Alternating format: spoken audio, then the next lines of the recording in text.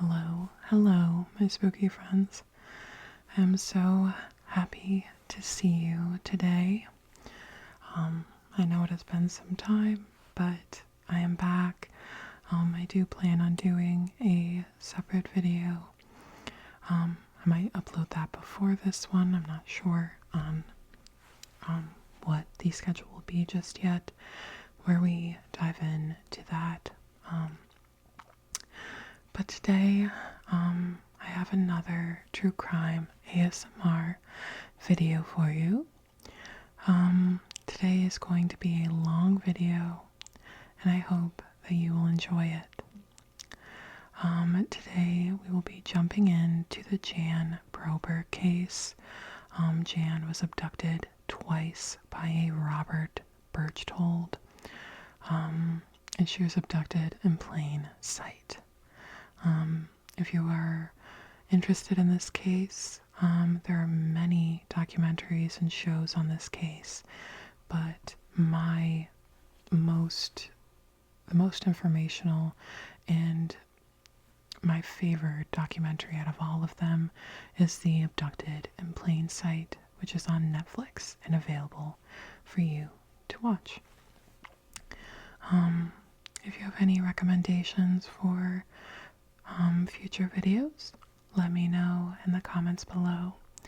I do every single recommendation. I make a calendar. I'm not always able to stick to it, but we are always on with every single recommendation. I do not miss one. So today, that is what we will be diving into, the Jan Broberg case.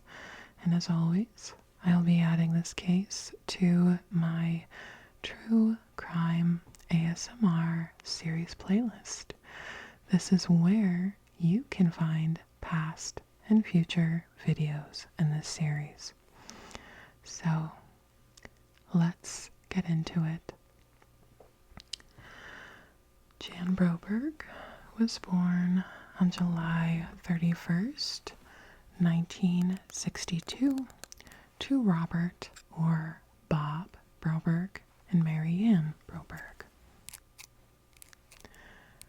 She was the couple's first child, and she was followed by two younger sisters, Karen and Susan.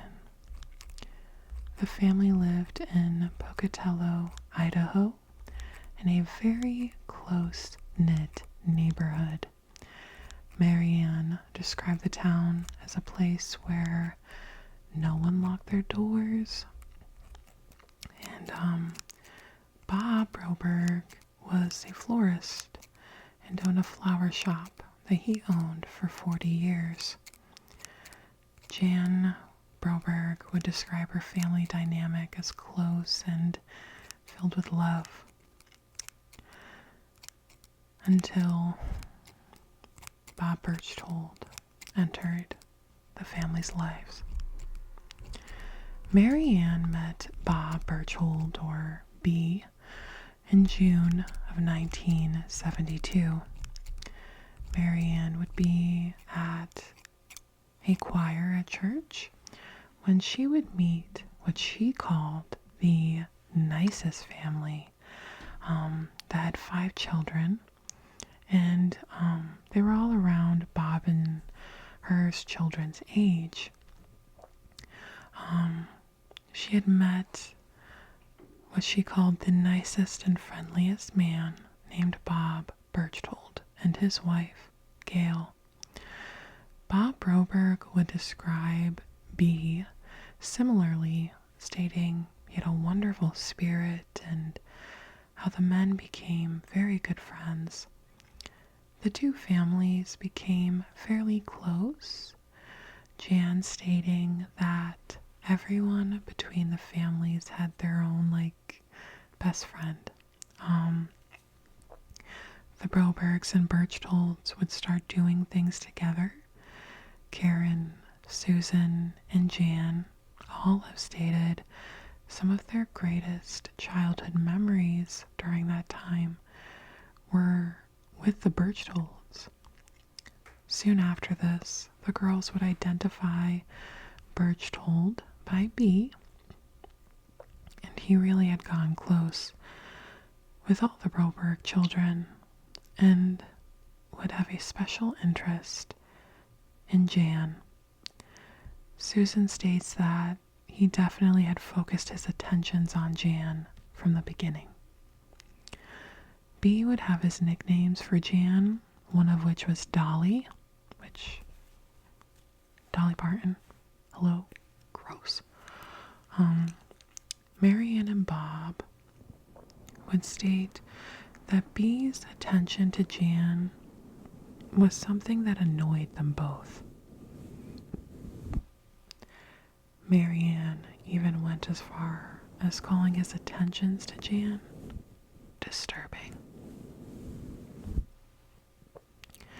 Jan at this time was 11 years old and said that with B, she saw him as a second father and felt like one of his own kids.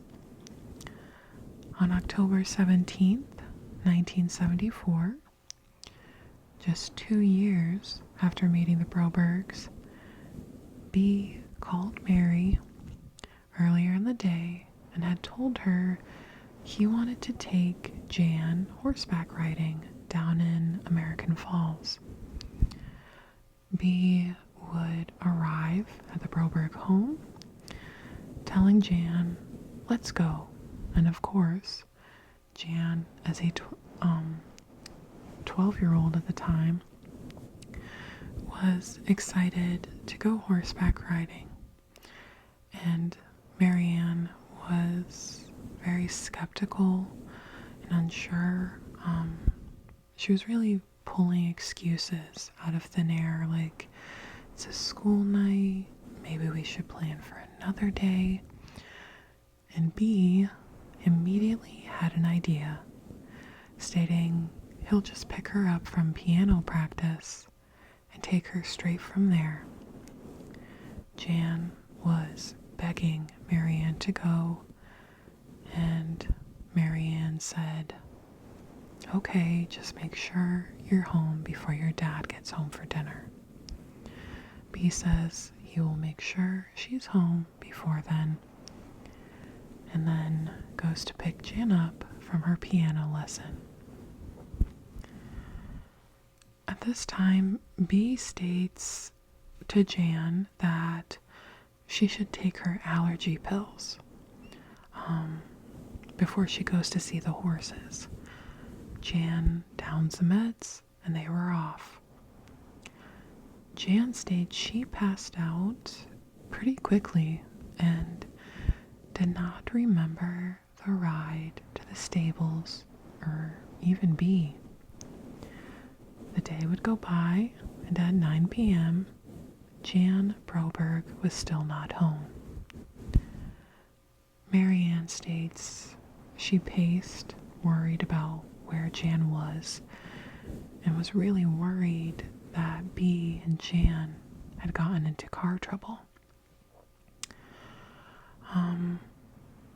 Marianne wasn't really worried about what B was doing with Jan until B's wife, Gail, had rushed over worried. Marianne wanted to call the police, and Gail stated no, they'll be home any minute, and so they waited. And they waited through 2 days until Bob Broberg said, "We need to call the law." Marianne would call the FBI on Saturday and would be told their office was closed, but they gave her an alternate number. Marianne, instead of following through with this call, stating she didn't want to get all these people involved over nothing. And instead, they waited until Sunday.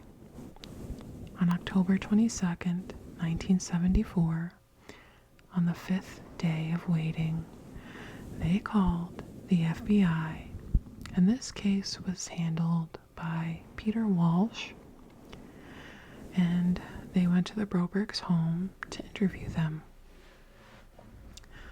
The Brobergs described B as a pillar in the community and an active member in their church, the LDS Church. Despite Jan being gone 5 days, the Brobergs, especially Marianne, stressed they did not suspect any foul play. Marianne stating she didn't suspect kidnapping, just that B took her someplace. The FBI kind of gave Marianne the needed reality check she needed by telling her, your daughter is gone and you don't know where she is. This is kidnapping. After interviewing the Brobergs, Walsh and his partner went to interview Gail Berchtold. Gail told the investigators that her and Berchtold had a motorhome that they kept in a storage unit. When FBI inspected the storage unit, they would find the motorhome was gone. The FBI then launched an investigation to find Jan. An abandoned Ford vehicle at a state park with keys in the ignition and the side of the driver's door broken out with a small amount of blood on the window was found. Investigators would find that the Ford was Bob Berchtold's car. The window was broken from the inside out. Pete Walsh believed B had done this on purpose to give a crime scene to say that Bob and Jan had both been abducted. The investigators would find tire tracks of a motorhome close to the abandoned vehicle, along with footprints. There were only adult footprints, which led investigators to believe B had carried Jan into the motorhome.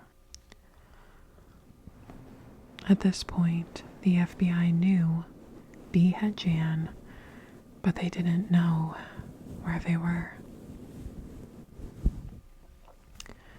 The investigation became a nationwide search. APBs were sent all along the country, to all ends of the country, to the borders between Mexico and Canada. There was no sign of Jan and B, and the Broberg family was besides themselves. For the first 3 weeks, the Brobergs' home was a revolving door for all, as the news of Jan's kidnapping shook the entire community. No one expected this, and not only just from their community, but from B, who was known to all as Brother B, due to his proactiveness in their church. Marianne and Bob were in agony and awaiting their daughter's return, but they were thoroughly convinced B would never hurt Jan. However, as Peter Walsh's investigation continued, he was finding out more about B, more so about his guilty pleasure, little girls. Peter Walsh interviewed B's brother Joe and would be surprised to hear his side of B. Joe stated that B had always been a sexual pervert and always liked little girls. Joe identifies his own brother as a pedophile and states he knew he was a pedophile. Joe recalled a time when him and his siblings were home alone and a 13-year-old B was wrestling with his 6-year-old sister. His fantasies beginning at an early age. Walsh would also find 2 other families from Pocatello that not only had little girls, but also had to cut off B from seeing them. Soon after this, you would find Jan Broberg. Peter Walsh states after that, his number 1 goal was to seduce Jan. He stated the whole melding of these families was all according to B's plan. And with the families becoming so close, Jan was right where B wanted her. B started by wanting to separate Jan from her family by slowly digging into her relationships with each of her family members. Jan had shared a big room with her sister Karen, and B had stated that the girls who were getting older should have separate rooms. None of these little girls were upset with sharing their rooms at the time. And B, since he was a handyman, offered to build the wall to separate the rooms. Karen stated this only gave B a reason to be at the house and to separate Karen from Jan. Others who have been interviewed about B really painted the personality of B to investigators. A neighbor of the Brobergs described Berchtold as this man that always had an ulterior motive.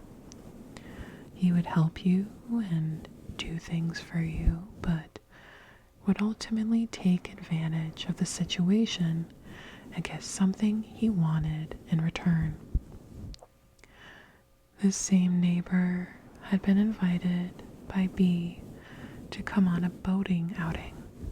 The neighbor and his family would come and be greeted not only by B, but Jan as well, who accompanied him.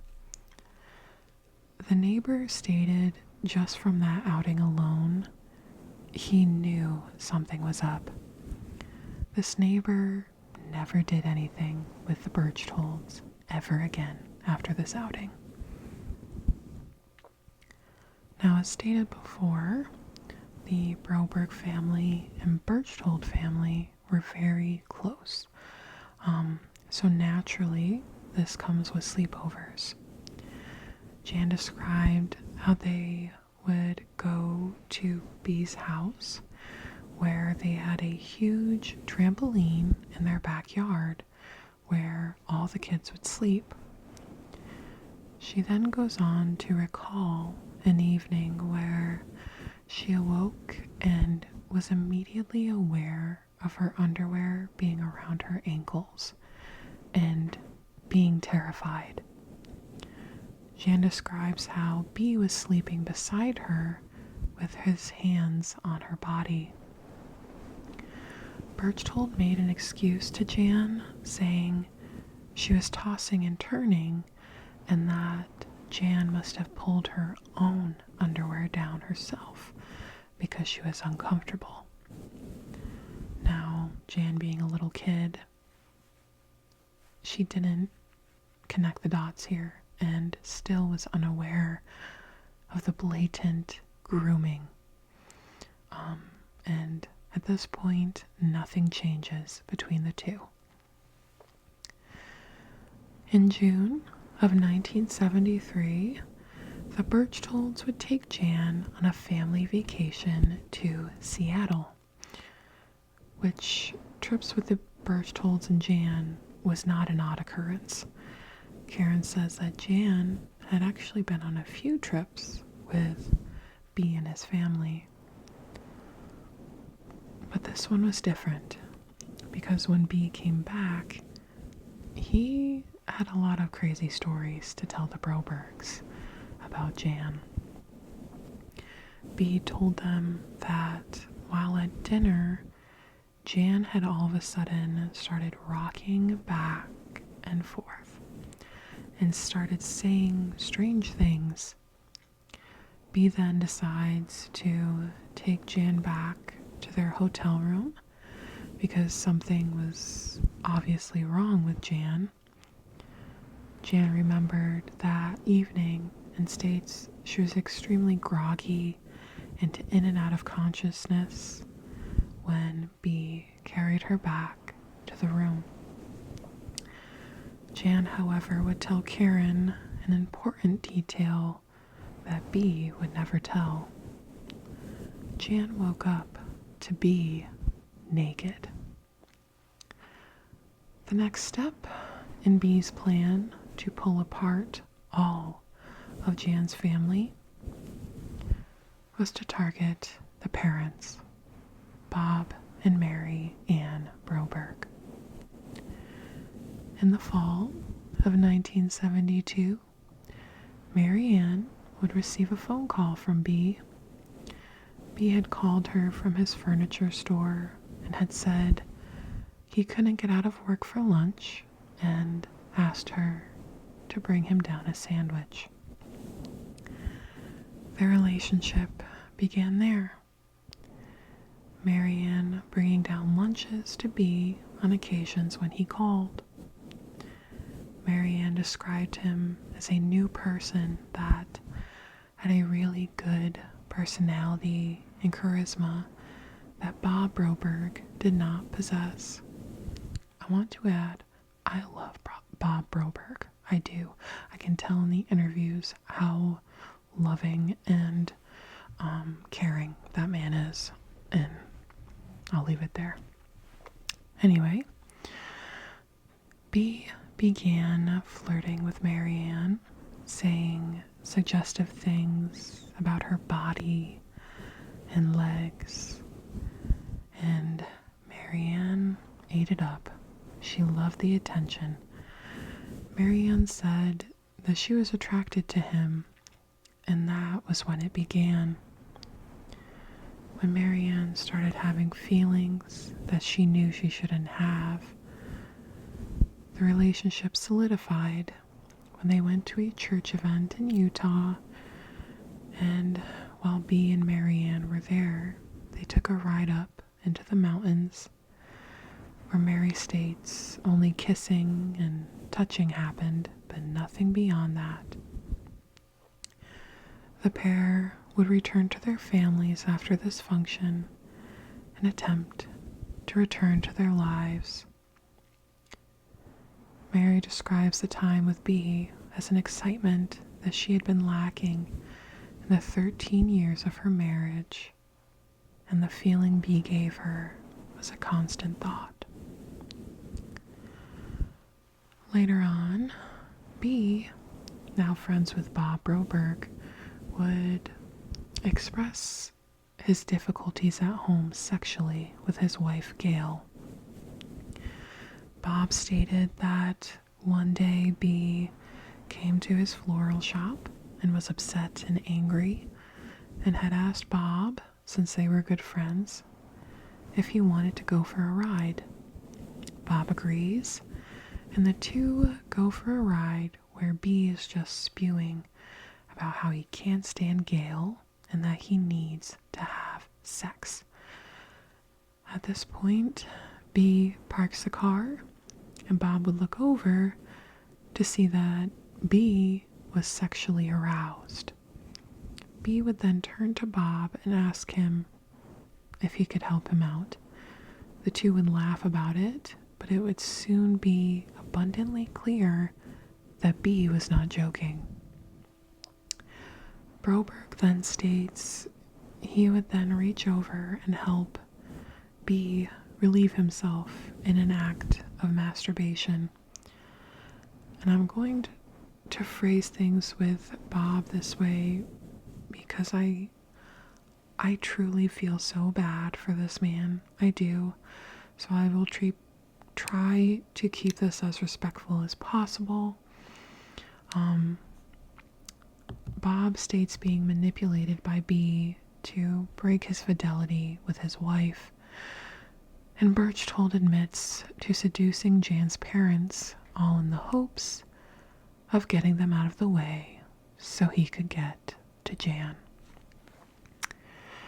Peter Walsh's investigation would lead to their discovery of the LDS's church involvement in B's sexual fantasies. In January of 1974, B was reprimanded by the High Council of the Church of Jesus Christ of Latter-day Saints because of his involvement with another young girl. The LDS Church decided they would counsel B.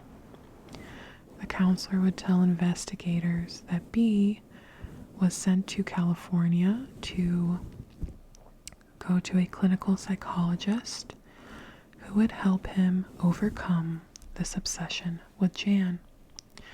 B would tell Marion and Bob that he was actually being treated for trauma that had occurred in his childhood. B told Bob that he had sex with his aunt when he was 4, and that part of his therapy was to spend time alone with Bob's girls. Bob said that that was fine and that he trusted B. Bob then states that B would go into Jan's bedroom after she went to bed and lay beside her. Marianne went to say that neither of the Broberg parents were comfortable with him doing this, but they thought they were helping him. Which I don't care who you are, what help you need. You would never lay next to my child. Anyway, Peter Walsh investigated this therapist in California who had alleged recommending this, and states how not only were the Brobergs manipulated and, as he says, duped, but the psychologist wasn't a psychologist at all, and the therapist had given B these weird tapes that he would play with headphones on while lying next to Jan at night, which was when B was molesting her. Berchtold was always giving Jan vitamins or allergy pills, which Walsh determined were sleeping pills. B was sedating Jan so he could molest her in her sleep. Bob Broberg states strongly that he never imagined B was interested in Jan, stating they weren't even sure what a child molester was, which even Peter Walsh from the FBI was kind of saying the same thing, that he wasn't really familiar with working cases with a pedophile. Back then, this wasn't common knowledge. People weren't as aware of child molesters as we are now, thankfully. Bob says multiple times that he had no idea how they had been so gullible to all of these obvious red flags. Personally, I believe it's because both of them were sexually interested in B, and he had made advances to them. I think in Bob's case, I think he really thought Berchtold was gay and not capable of this. However, that's why I'm so lightly with Bob, because I really do think he thought he was gay. And I think Bob might have been either bisexual or something, but I think he understood Berchtold in that manner. I think he saw a lot of himself in the version that he had created of Berchtold. However, Marianne, as a woman, no. I don't know how she didn't suspect it. Anyway, according to court transcripts, B had been sleeping in Jan's bed 4 times a week for 6 months. all the way up to the day she was taken in October of 1974. On October 17th, 1974, Jan recalls waking up on a bed in a moving vehicle and strapped to the bed. While in the dark and awaking from whatever drugs B had fed her, Jan is hearing this monotone voice in her ear coming from an intercom box beside her pillow. The voice was saying how it was time for Jan's mission to begin. Jan, being so young, immediately thought she had been abducted by aliens. Later, Jan would wake up and the restraints were off. The voices continued, stating that they were called Zeta, yes, Zeta. They were called Zeta and Zethra. Jan had been informed that she was part alien and that her mother was her biological mother, but her father was not. But an alien from planet Zeta and Zethra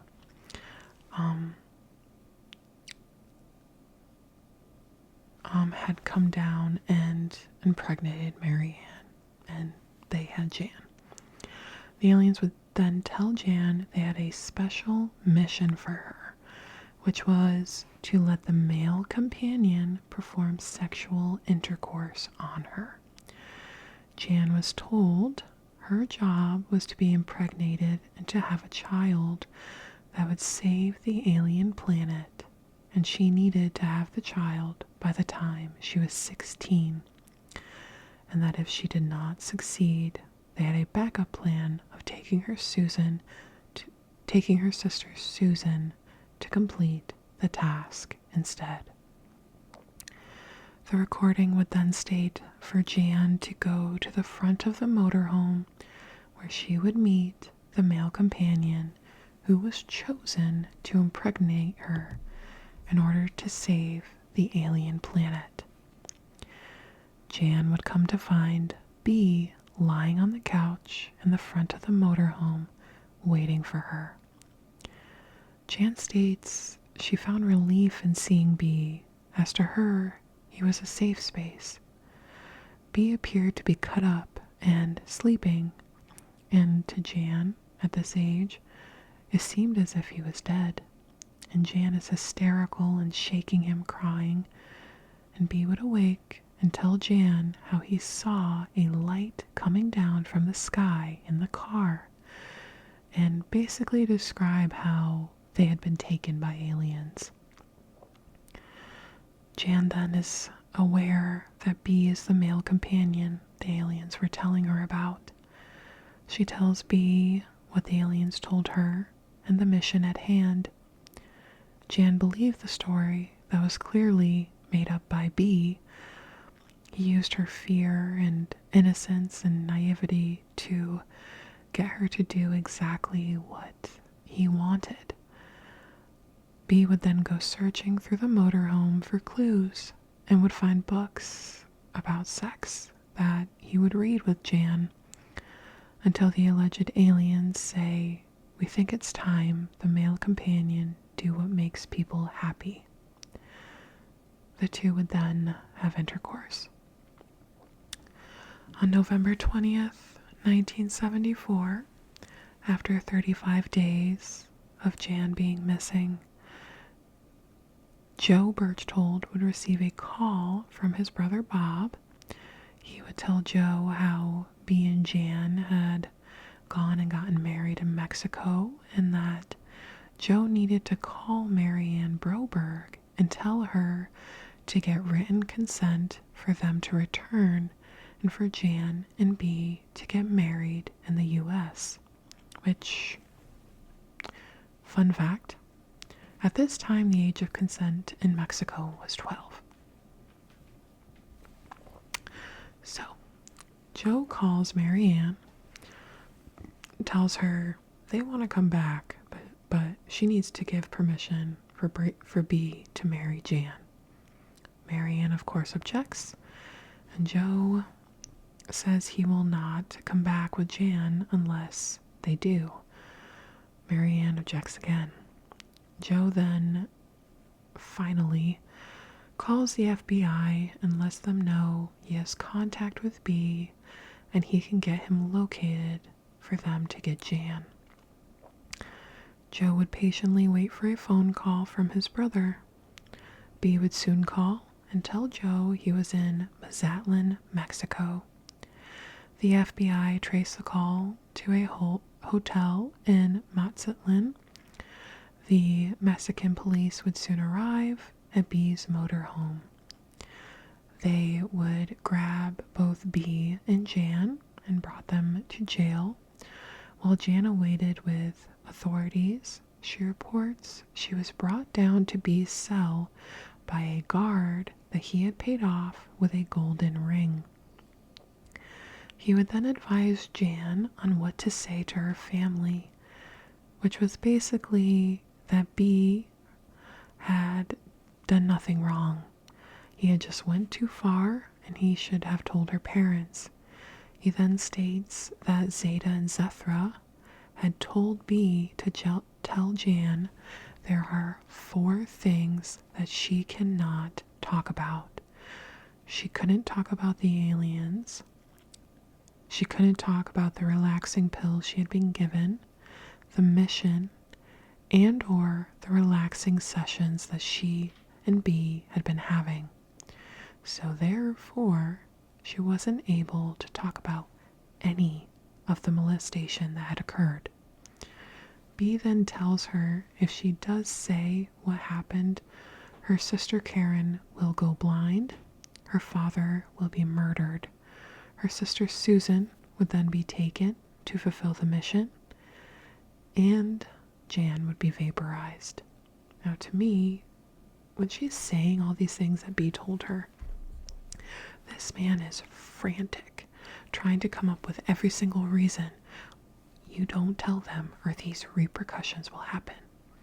He was terrified for what was going to happen. Bob and Marianne would fly down to Mazatlan to be with Jan and to bring her home. Jan was waving and screaming when she saw her parents. Jan was sobbing once they held her and was asking, what will happen to B? She was very concerned about him, and Marianne tells her, we can't worry about B. We need to get you home. Jan's parents very shortly noticed the change in Jan. Jan acted kind of standoffish and angry with them for calling the FBI on B. When they got on the plane, Jan refused to sit next to her father, and her parents knew their problems were only beginning. B would be brought back from the Mexican prison to stand in front of a grand jury, and they would indict him for kidnapping charges. Jan's parents would take Jan to get a physical soon after arriving home. The physician would notify Jan's parents that Jan's hymen had not been broken and that the physician could not see any signs of trauma or sexual abuse, which relieved the Brobergs. Jan's parents were the only ones seeing changes in Jan. Karen and Susan were too.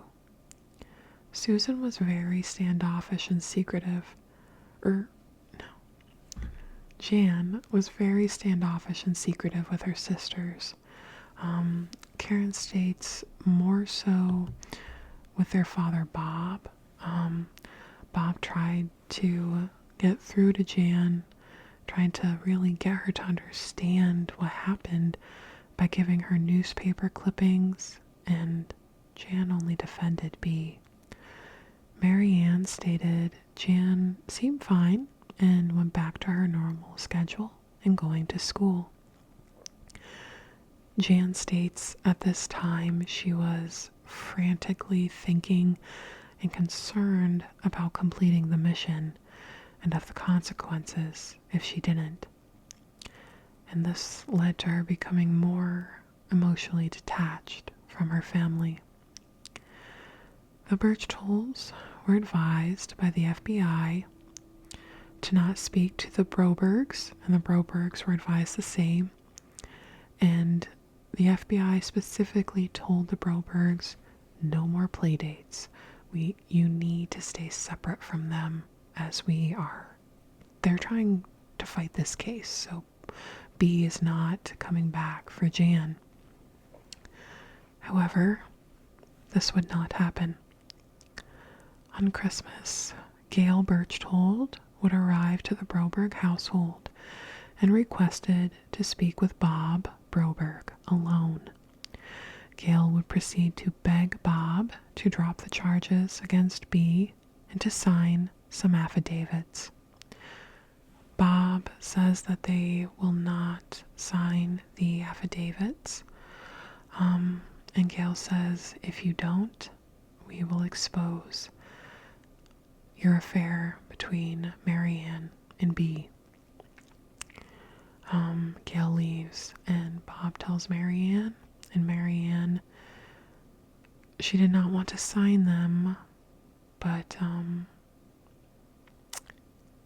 she did not want the press to know of her infidelities, and she did not want that backlash on her family, so they signed them. And the affidavits state, my daughter was not taken by force or against her will, nor was she held or confined against her will at any time while in the company of the defendant. I honestly believe there is a strong possibility that the defendant was under the impression he had my husband's and my consent to take my daughter with him when he left in October. Now, the whole point of doing the affidavits in Marianne's eyes was to protect the image of her family. I mean, Bob had a business. Well, it backfired. Not only were the general public calling the Broberg home an utter outrage, but the U.S. federal attorney called as well. All were livid and disgusted with this decision. The district attorney called and stated that the Brobergs, you can't do this, that they were trying Berchtold anyway. The federal judge would overrule Berchtold's motion for dismissal of kidnapping. And now think of all the time and money that the government put into this case, and the Brobergs immediately are denying and saying they wasted their time. But without any witnesses, the state's case against B was not going to end well. B's trial was postponed, and he was released on his own recognizance. B would move to Ogden, Utah, to work at his brother Joe's car dealership after being released. Gail, however, would stay behind, stating B was going to work there until he could get on his feet, and then they would all, the family included, move to Ogden. Despite B's brother saying B was selling cars left and right and was very successful at it, B and his family were not moving. And B was home every weekend and was at church every Sunday getting pats on the back by people saying, "We're so sorry. We know you've been ill. We hope this all passes and that you can come home." Jan, however, would be one of the first to know when B came home.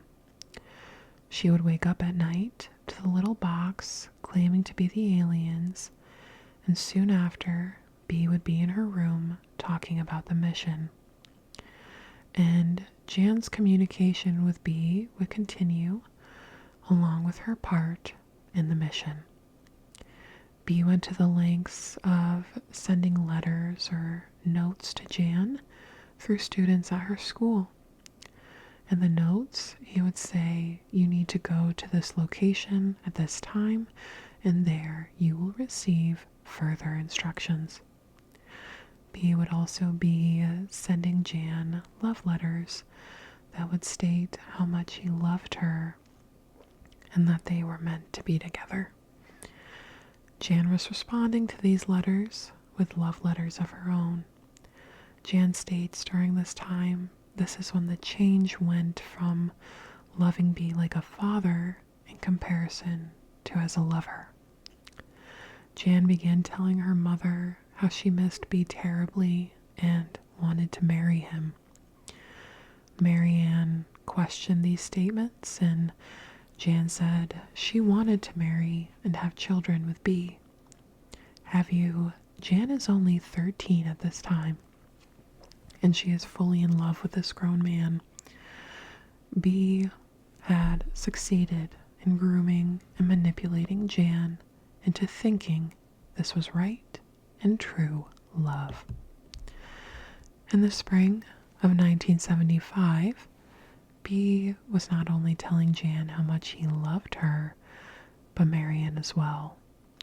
B and Marianne were talking on the phone every day, and B was saying how much he loved Marianne and how he desperately wanted her to be a part of his life.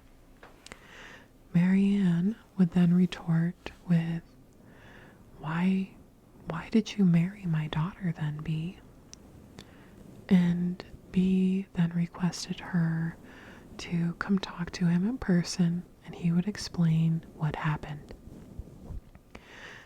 Marianne met B at his motorhome when B got off of work, and he would tell Marianne how he wanted to get married and that he loved Marianne so much, and she just needed a divorce and they could be together. Mary describes this altercation and how he then started slowly making moves on her. The two would have sex shortly after in the motorhome. Mary states now she knew she had broken her vows to her husband. However, Mary wouldn't be the one to tell her husband Bob about the affair.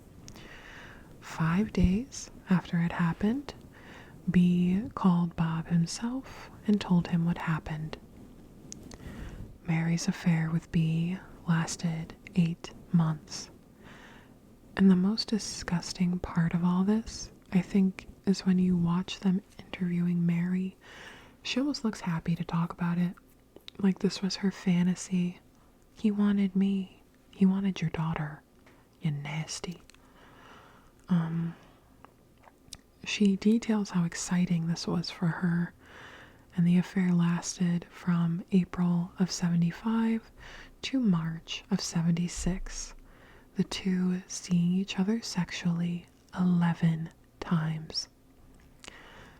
Bob Broberg, who finally is starting to get some sense, states that during this time, he knew it wasn't Marianne that B was trying to get to by doing this.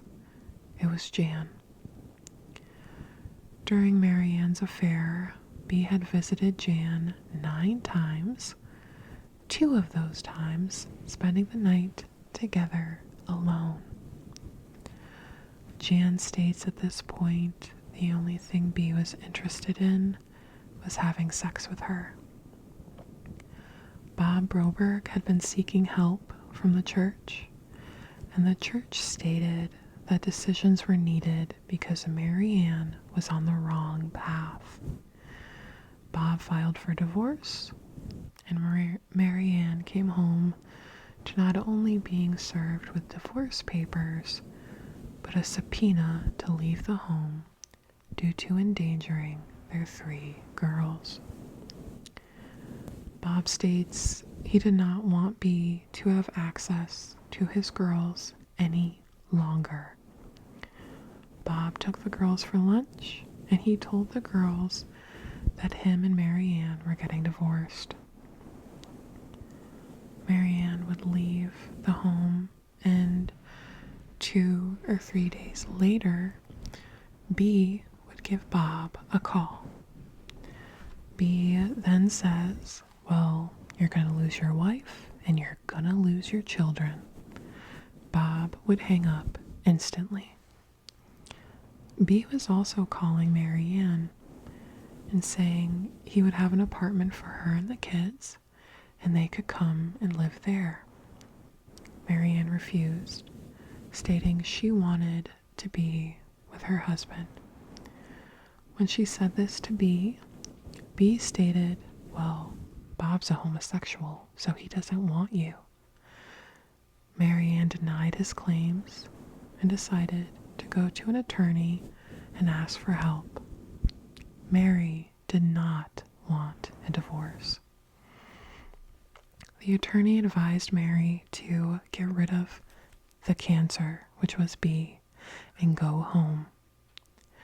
Marianne would go home to Bob, and they would reconcile, both agreeing B had to go. In June of 1976, 20 months after the kidnapping, B would agree to a plea deal. B went to court and pled guilty to the felony charges of kidnapping. The judge sentenced him to 5 years and then reduced it to 45 days, and B needed to go to jail in 3 months. During this time, B moved away from Pocatello and bought a family fun park in Jackson Hole, Wyoming. Jan was interested in working there for the summer and would plead and scream to her parents, but they were firm she would absolutely not go.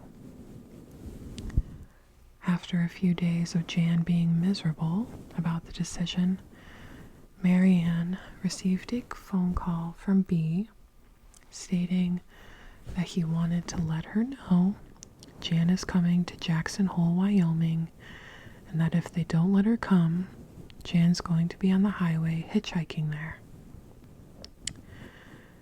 Marianne then put Jan on a plane and sent her to Jackson Hole, Wyoming. Bob Broberg was livid. Jan would stay in Jackson Hole for 2 weeks. During that time, she lived with B in his motorhome, where the mission continued. B would tell 13-year-old Jan that B and Gail, his wife, were getting a divorce, and that now they could get married. Jan was happy for these news. Now there were witnesses to B and Jan's escapade in Jackson Hole. B's brother Joe, who said that they were so happy, happier than he has ever seen B, and he left it at that. Marianne, meanwhile, was trying to get Jan back, and Jan told Joe and B that she'd rather kill herself than go back home. B then would put Jan on a plane to Salt Lake City, where Marianne picked her up. Jan was angry. She told her mother she did not want to be home. She wanted to be with B. And B was calling Marianne daily, telling Mary he would not stop and that he would take Jan far away where they would never find her. Jan, only a few weeks after coming home from Jackson Hole, would disappear a second time on August 10th, 1976.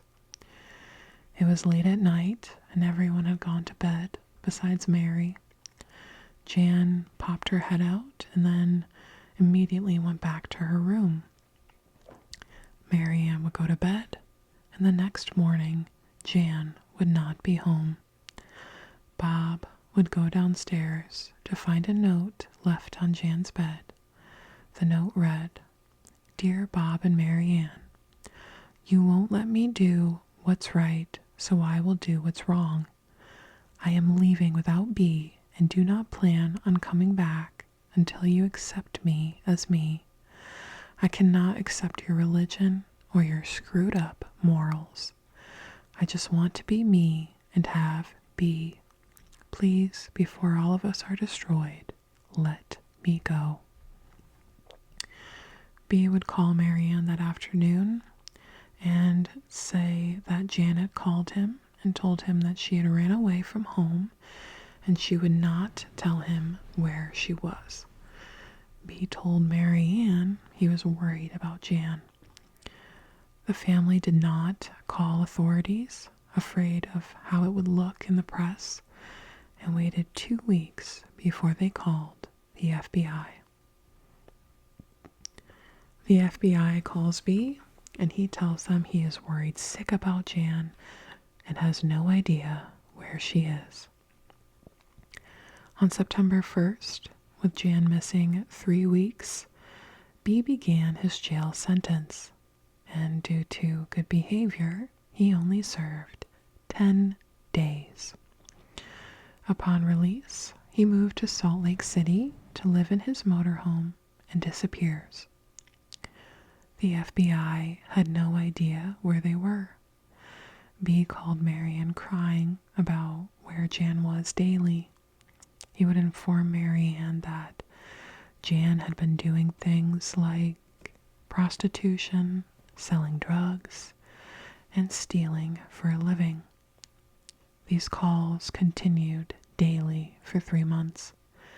Most of these calls were B manipulating the situation with Mary and stating that he wants to marry Jan and that Jan wants to marry him.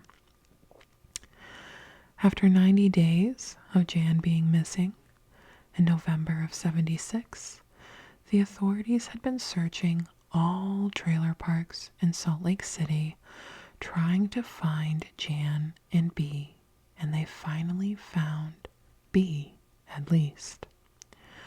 The authorities put a 24/7 surveillance on the motorhome. 2 or 3 weeks into this surveillance, they knocked on the door and asked to speak with B. B let them in and told them he had no idea where Jan was. The authorities, however, knew he was lying. Authorities were alarmed to find huge poster-sized photos of Jan and B's motorhome, making it seem like a shrine to her. A phone call would be made to the Broberg's home, and it would be Jan. Jan would call and speak with Karen, who was audibly sobbing, asking if Jan was okay and where she was. Jan would say she just wanted to hear their voices and to tell them how much she loved and missed them. 102 days after Jan's second disappearance, authorities were still doing 24/7 surveillance on B, and they watched him go to a payphone located at a Husky gas station in Salt Lake City. He made a phone call that lasted about 10 to 12 minutes. When he left, he had left the phone book open with a phone number circled. The authorities traced the number to Pasadena, California, to a Catholic girls' school, where they called and explained the situation, and the school had no one under Jan's name there. They then said that she would probably be there under an alias, which she was, Janice Tobler. Jan would state that B took her from her bedroom window and then took her to California, enrolled her in an all-girls Catholic school where B would visit her on the weekends. B had told the nuns at the school that Jan was his daughter and that he was a CIA agent that had escaped from Lebanon. This was during the Lebanon crisis. and he stated that his wife, Jan's alleged mother, had been murdered, and that he would appreciate them taking good care of her while he did his CIA work and could stop to see her on the weekends. B made it seem like people would be coming to find Jan due to him being CIA. And he kind of made it so the nuns felt like they couldn't tell anybody where Jan was. Agents would arrest B that day after the call to the school, and he was arrested for a federal probation violation, and he was taken to jail and eventually brought back to Pocatello. A Pocatello policeman flew to Pasadena and picked up Jan. Jan was forced back on the plane to go home. Jan said when she came home, she went straight to her room without saying anything to anyone. Jan stated that her child vivaciousness was gone. Jan was more standoffish and seemed hollow to her family. 38 days after coming home on January 24th, 1977, the Brobergs would receive a call from Bob Broberg's flower shop. An employee was screaming that the shop was on fire. By the time the Brobergs got there, the shop was decimated. Jan felt incredible guilt for this happening. They knew B was behind this. An investigation led to finding that B had convinced two men who were in jail with him that he would pay them $1,000 a month if they burned down Atkin Florist. And they did, and burned down half a block along with it. They couldn't link this back to B, but they weren't done with B yet. The list of charges against B were piling. On December 2nd, 1976, the preliminary started for B. However, B would be acquitted of the kidnapping charges due to mental defect. The order signed by Judge Arnold T. Beebe. B beat the CIA impersonation charge, the arson charge, and both kidnapping charges. B was court-ordered into a mental facility in June of 77. He was released less than 6 months later. B stated his fixation with Jan was because of his treatment as a child and being sexually assaulted as a child. In June of 78, after 18 months of Jan being home, Jan was still concerned about the mission. B was still contacting her, but not as much. When Jan turned 16, she started to realize the manipulation B was doing to her. She went to drama camp where she met a boy that liked her and he bought her an ice cream. Jan was horrified. She thought the aliens were now going to retaliate. However, nothing happened. And Jan's second guessing of these delusions began, but she was still terrified of the what if they were real. Now the deadline for the mission was Jan's 16th birthday, and it was coming soon. Jan began a plan for if the aliens came, she would get a gun and tell Susan about the mission, and if Susan didn't want to do the mission, she would kill her and then herself. The day of Jan's 16th birthday, things were fine, and Jan was surprised and a little betrayed by the fact that the aliens were not real, and B had lied and manipulated her this whole time. Jan then told her sister Karen. Karen told her she needed to tell her parents. Jan told the Brobergs everything that happened and all the lies. Karen says that this traumatized her for the rest of her life. Marianne would write a book based on Jan's story called Stolen Innocence, which was published in 2003. the mother and daughter would have public events where they would speak and talk about the book and events that happened. B would try to show up at these events. B would tell the news that they were lying, stating, "I think it's a pack of lies." She brings in to hide the fact that Jan went voluntarily. They bring in aliens and mind washing. That isn't true. He then went to threatening them directly, stating if they didn't get rid of the book or stop speaking on this, he would make their lives miserable. B sent around flyers that had statements such as the Brobergs let him spend time with Jan in exchange for sexual favors with her parents. Jan would file a stalking injunction, which he contested, and Jan was put in a courtroom with B where she would plead her case. Jan received the stalking injunction for the rest of B's life. However, B was not done with Jan. At one of her events, Jan was luckily protected by a biker group called BACA, Bikers Against Child Abuse, where B arrived at the event, threatening the bikers, and then actually ran over one of them and drove off. B did have a gun on him for the assault. B was arrested and charged with 3 felonies and 2 misdemeanors. After being found guilty, they told Bob to return after a week for sentencing. B then went home and committed suicide. Jan and Marianne's book led to 6 other victims coming forward, stating they had been molested by B. One of those girls he was convicted of, and he spent only a year in jail for the rape. Jan and Marianne's book, all the proceeds they all went to the Jan Broberg Foundation, which provides resources to sexual abuse survivors and their families.